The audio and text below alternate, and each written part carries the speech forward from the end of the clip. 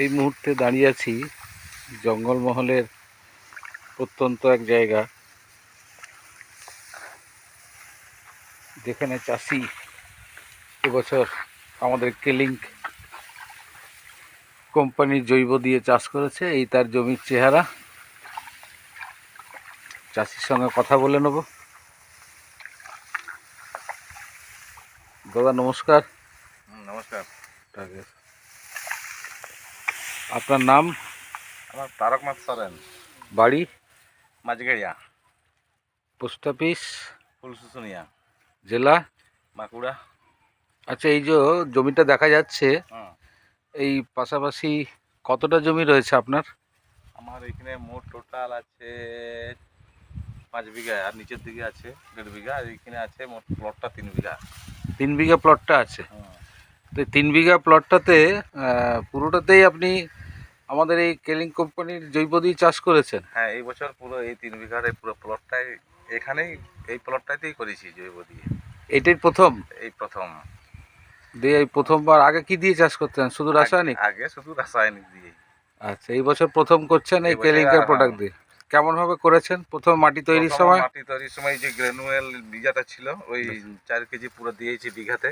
বিঘাতে এটা 4 কেজি দিয়েছেন? হ্যাঁ হ্যাঁ হ্যাঁ, এই যে এই এটা বিঘায় 4 কেজি দিয়েছেন। আচ্ছা, দিয়ে মাটি তৈরি হয়েছে? মাটি তৈরি হয়ে গেছে, পোতা হয়ে গেছে। আচ্ছা আচ্ছা। হ্যাঁ, রাসায়নিকের পরিমাণ কমিয়েছেন না একই আছে? না, কমাইছি। কতটা? আমি বিঘাতে ওই 7-8 কিলো। আগে তো অনেক দিতাম। কত? আগে 15-16 কেজি দিতাম রাসায়নিক। 15-16 কেজি দিতেন, এইটা হাফ করে দিয়েছি এখন হাফ? হ্যাঁ, তাতেও তো মোটামুটি ধান তো ভালোই। আর কি তারপরে ধান লাগিয়েছেন? তারপরে আপনার ওই দুবার দিয়েছিলাম স্প্রে দিয়েছিলাম এই এই ওষুধগুলো বুস্টার আছে, হ্যাঁ, ম্যাজিক শট আছে, আর আপনার আছে এই রিপিল। বুস্টার, ম্যাজিক শট আর রিপিল।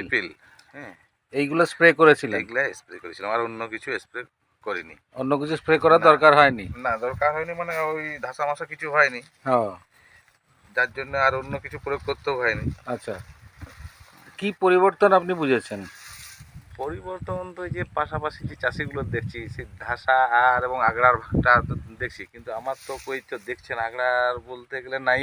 হ্যাঁ, কিন্তু আমি যেটা নিজের অনুভব করছি যে এই যে জৈব পদ্ধতিতে যে চাষটা, মানে আমার মনে হয় যে এটাই চাষের মূল কারণ ধানটা ভালো হয়েছে, সারের পরিমাণটাও কমাইছি। আচ্ছা, ফলন বাড়বে বলে আশা আছে? ফলন তো এটা অন্যান্য বারও দেখেছি, এবছর তো ফলন প্রচুর ফলন। মানে কতটা বাড়তে পারে বলে আশা?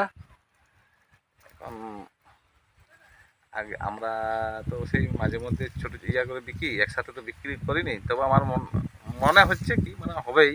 হ্যাঁ, আগে তো এরকম ধান হয় নাই। না, বিঘাতে 1.5-2 কুইন্টাল বাড়তি হয়ে যাবে। বিঘাতে 1.5 থেকে 2 কুইন্টাল বাড়তি হবে মানে আশা করছি রাসায়নিকের থেকে। হ্যাঁ, ঠিক ঠিক ঠিক। তাহলে আপনি আশাবাদী যে খরচ কমিয়ে ফলন বাড়ানো যায়, কেলিঙ্কের এই প্রোডাক্ট তার সহযোগিতা করে? হ্যাঁ, মানে আমি প্রয়োগ করে দেখলাম তো। ঠিক। আপনি পাশাপাশি চাষিদিককে কি বলবেন? পাশাপাশি এমনিতেই চাষিগুলো বলছিল যে তুমি যে স্প্রেটা দিচ্ছিলে ওটা কি, আমি তখন বললাম যে এই ব্যাপার, এই কেলিংয়ের এই ইয়েটা বলছি, পরের বারে তাহলে আমরাও একটু দেবে। আচ্ছা আচ্ছা, ঠিক আছে। তাহলে চাষিকে বলবেন যে এই প্রোডাক্ট দিয়ে চাষ করতে, তাতে খরচ অনেক কম, ধানও ভালো হয়, প্রফিট বেশি, তাই তো? হ্যাঁ, ঠিক ঠিক। আচ্ছা, এই জমিগুলো এর পরে কি চাষ করবেন? পরে ভাবছি এই রাসায়নিকগুলো তুলে আলু লাগাবেন? আলুতে তো এই প্রোডাক্টই ব্যবহার করবেন? হ্যাঁ, এটাই করবো যেহেতু উপকার পাচ্ছি। ঠিক ঠিক আছে তারকবাবু, নমস্কার। ঠিক আছে, আপনার ফসল ভালো হোক।